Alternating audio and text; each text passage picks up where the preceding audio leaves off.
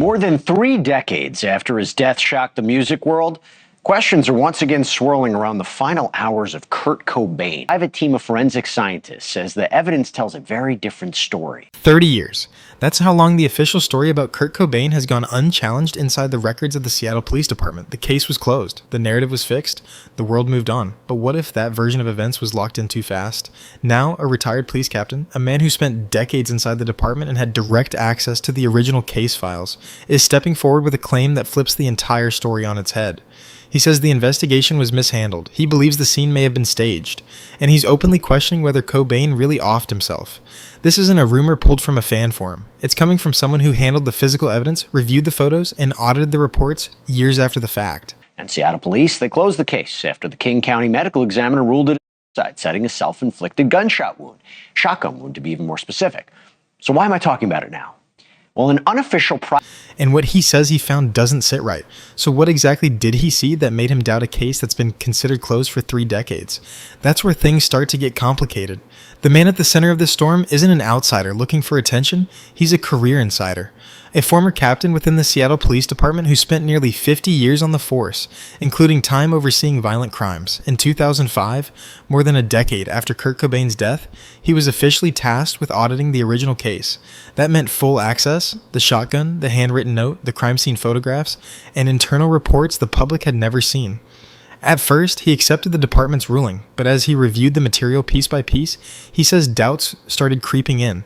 Small inconsistencies, assumptions that felt premature, details that didn't fully line up. Over time, those doubts hardened into something stronger, the belief that investigators may have locked into one conclusion too early and never seriously tested alternatives. Nirvana's lead singer was found dead April 5th, 1994 inside of a greenhouse above his Seattle garage.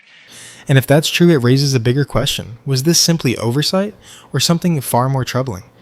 Before the forensic work was even fully complete, the word self-inflicted was already circulating. According to the retired captain, that early declaration may have shaped everything that followed. He argues that once a cause of death is publicly stated, investigators can unconsciously begin building a case around that conclusion instead of testing every possibility equally. In this situation, he claims the assumption came so quickly that alternative scenarios were never given real weight. Detectives, in his view, were working inside a box that had already been sealed.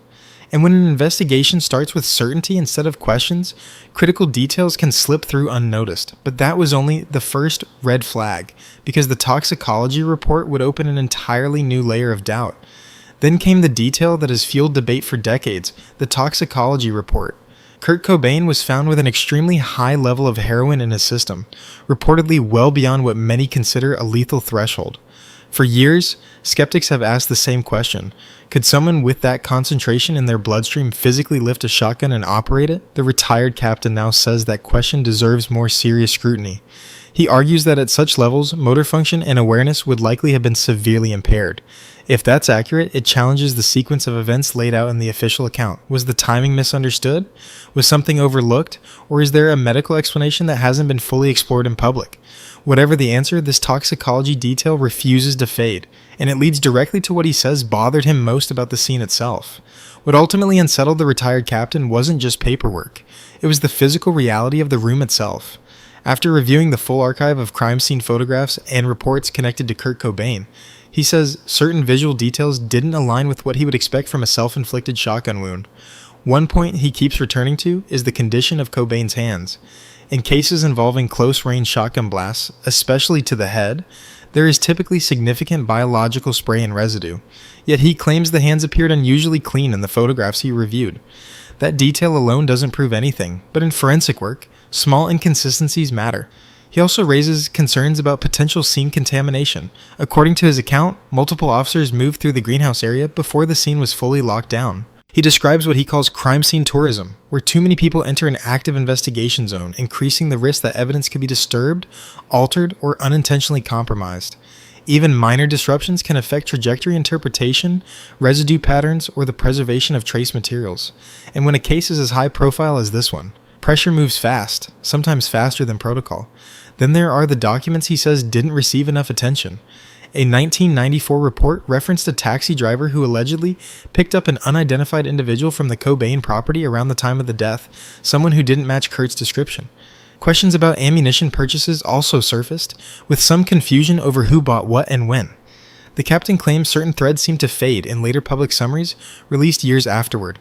Were they irrelevant, administrative oversights, or simply details that didn't fit the prevailing theory? Individually, each of these points might be explainable, but together, he argues, they form a pattern of unresolved questions. And in his view, unanswered questions are exactly what an investigation is supposed to confront, not sidestep. Still, as explosive as these claims sound, there's another layer to this fake story that makes the timing impossible to ignore. Just as these allegations began circulating, another detail surfaced that complicated everything. The retired captain had a new book coming out, a fictional crime novel centered on the suspicious death of a rock star. The parallels were hard to miss. Critics immediately questioned whether this public push was about justice or publicity. After all, when explosive claims line up with a book launch, skepticism is inevitable. The captain insists his doubts didn't start now. He says they began years ago during his internal audit of the Kurt Cobain case and only grew stronger over time. According to him, speaking out wasn't about sales, it was about clearing his conscience. But perception matters. To some observers, the timing weakens his credibility. To others, it doesn't change the substance of the claims at all. And that tension between motive and message is what makes this moment so volatile, because if he's right, the implications are massive. But if he's leveraging decades of speculation for attention, that's a very different story. Either way, the response from the department would make one thing clear: they are not backing down. The response from the Seattle Police Department was immediate and unwavering. Officials reiterated that Kurt Cobain died by self-inflicted gunshot in 1994 and that the case remains closed. No reopening, no new task force, no indication that the department sees any merit in revisiting the investigation. From their standpoint, the evidence was reviewed multiple times over the years, including the public document release in 2014, and the original conclusion still stands. That firm stance creates a sharp divide. On one side, the official record, reinforced for 3 decades. On the other, a veteran insider claiming critical errors were made at the very start. It's no longer just fans debating online, it's a credibility clash between an institution and one of its former high-ranking members.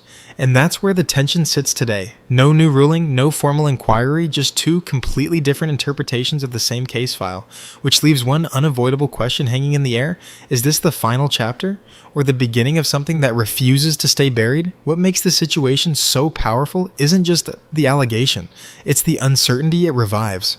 For decades, fans of Nirvana accepted that the tragedy surrounding Kurt Cobain was painful but settled.